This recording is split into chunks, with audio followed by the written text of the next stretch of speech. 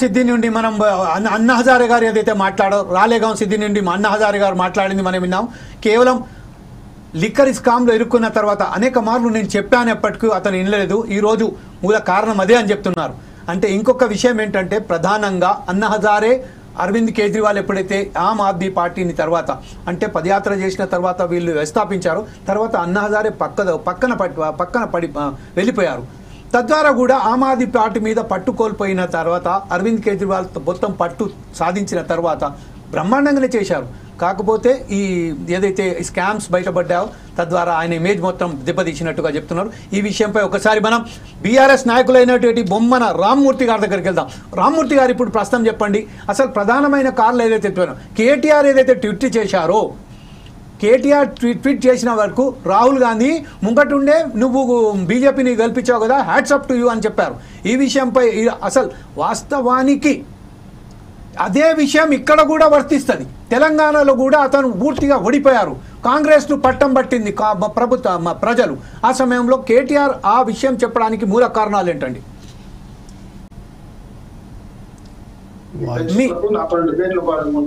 పెద్దలకు వివిధ పార్టీ నాయకులకు అందరికి నమస్కారం. వాస్తవానికి నిజంగా కేటీఆర్ గారు చాలా బ్రహ్మాండంగా పెట్టారు. ఇంకా కొద్దిగా పెట్టాల్సింది. 3 సార్లు హ్యాట్రిక్ సాధించిన కాంగ్రెస్ పార్టీ 3 సార్లు డక్అవుట్ అయింది. ఒక్కటి కూడా 3 సార్లు రాలేదండి. ఒక్క సీట్ కూడా 3 సార్లు డక్అవుట్ అయిపోయింది. తర్వాత పాపం కేజ్రీవాల్ పార్టీ ఏమో భయపడుతూ వాళ్ళు ఇచ్చే బీజేపీ చేస్తున్న అకృత్యాలకు వాళ్ళని అడ్డుకోలేక వాళ్ళ తాకిడిని తట్టుకోలేక నిజంగా సతికిల పడిపోయింది. ఇంతకుముందు మా దిలీప్ కుమార్ గారు చెప్పినట్టు అరెస్ట్ కావడం, జైలుకు పోవడం, జైలుకు పోయినప్పుడు ఇక్కడ నాయకత్వం లోపం ఉండడం, ఇవన్నీ వాళ్ళకు కొంత మైనస్ గా రావడం. రెండోది కాంగ్రెస్ కు సరైన నాయకత్వం లేకపోవడం. దేశం మొత్తం ఆ పార్టీ మొత్తం ఆగమైపోయే పరిస్థితి ఉన్నది. తెలంగాణలో మాత్రం మాయమాటలు చెప్పి ఏ విధంగా అయితే సీట్లు కొల్లగొట్టుకున్నదో గెలిపోయిందో దాని తర్వాత సంవత్సరంలోనే తేలిపోయింది. ఈ రాష్ట్రంలో అన్ని మాయమాటలు చెప్పి అధికారులకు వచ్చారు, మాయమాటలు చెప్పి మమ్మల్ని మోసం చేశారని ప్రజలు ఇప్పుడు తిరగబడే పరిస్థితి వచ్చింది. ఇక బీజేపీ అంటే ఎప్పుడు కూడా కక్షపూరితమైన వాతావరణం, ఎప్పుడు కూడా వాళ్ళని పడగొట్టాలి, వాళ్ళకి ఎదురు తిరిగిన వాళ్ళు ఎవరు ఈ దేశంలో నిలదొక్కుకోకూడదు. ఇదే మధ్య పెడతావా, డబ్బులు పంచుతావా, అధికార దుర్వినియోగం చేస్తావా, ఏదైనా చేసి అధికారాన్ని చేయించుకోవాలనే ఏకైక లక్ష్యం తప్ప బీజేపీకి ఇంకా వేరే మాట లేదు. ఎదురు తిరిగితే చాలది, అది ఏ పార్టీ అయినా కాదు. రామ్మూర్తి గారు ఒక చిన్న క్వశ్చన్ నేను మీకు అడగొచ్చా? రామ్మూర్తి గారు దండోపాయాలు ఉపయోగించి ఆ పార్టీని నామరూపాలు. రామ్మూర్తి గారు నేను ఒక క్వశ్చన్ మీకు జోడించదలుచుకున్నాను. బీజేపీ అలా, రెండోది కాంగ్రెస్ నాయకత్వ లోపం దేశం మొత్తం. అలాగే కేజ్రీవాల్ గారు అక్కడ భయపడి వాళ్ళు సరైన అధికారాన్ని సరిగ్గా వినియోగించుకోకుండా ఊరికే బీజేపీ మీద విమర్శలు చేయడం వల్ల అక్కడ వాళ్ళు కూడా అధికారం కోల్పోవడం జరిగింది. రామ్మూర్తి గారు ఒక చిన్న విషయం ఏంటంటే రామ్మూర్తి గారు సీరియస్ గా బీజేపీ మాత్రం అకృత్యాలు రోజు రోజు పెరిగిపోతున్నాయి.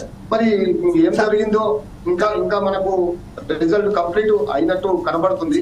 మరి చాలా మంది కొంతమంది నాకు మేము ఫేస్బుక్ లో వాట్సాప్ లో చూస్తుంటే విషయాలు చెప్పుతున్నాయి. అంటే అధికారం ఎక్కడ రావాలన్నా వాళ్ళకు అధికారమే పరమావధి కాబట్టి దేనికైనా తెగించే వాళ్ళు ఉన్నారు కాబట్టి బీజేపీ వాళ్ళు. కాబట్టి ఎలాంటి అకృత్యాలకైనా పాల్పడి వాళ్ళు అధికారమే పొందడానికి నాకు ఒక విషయం నేను అడగదలుచుకున్నానండి. ఒకటి విషయం, కాంగ్రెస్ ఇక్కడ మాత్రమే బతుకుతుంది, కర్ణాటకలో కూడా రేపు మాకు అది కూడా మళ్ళా నాయకత్వం మారుతుంది, ఇక్కడ కూడా మారే అవకాశాలు ఉన్నాయి. నాయకత్వం మొత్తం కాంగ్రెస్ పార్టీనే ఇక్కడ కుప్పకూలిపోతుందా అనేది ప్రధానంగా ఇప్పుడు కాంగ్రెస్ సమస్య కాదండి. అసలు కాంగ్రెస్ ఇంకో 10 మంది టీఆర్ఎస్ నుంచి పోయిన వాళ్లకు అనారోగ్య వేటు రేపు మాకు పడే అవకాశాలు ఉన్నాయి. మళ్ళీ ఎన్నికలు వస్తున్నాయి. అలాగే స్థానిక సంస్థ ఎన్నికలకు ఆల్రెడీ నోటిఫికేషన్ కూడా వచ్చిందని అనుకుంటా. కాబట్టి ఇవన్నీ చూస్తే వాళ్ళు ప్రజలలో పోయలేని పరిస్థితి.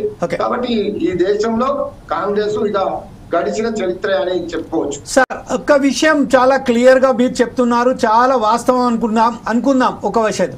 కాకపోతే ఏంటంటే అదే లిక్కర్ స్కామ్ ఏదైతే మనీష్ సిసోడియా మీద ఉన్నదో, అలాగే అరవింద్ కేజ్రీవాల్ ఉన్నదో, అదే లిక్కర్ ఇస్కామ్ ఈరోజు బీఆర్ఎస్కు నాయకురాలైనటువంటి కవిత మీద ఉన్నది.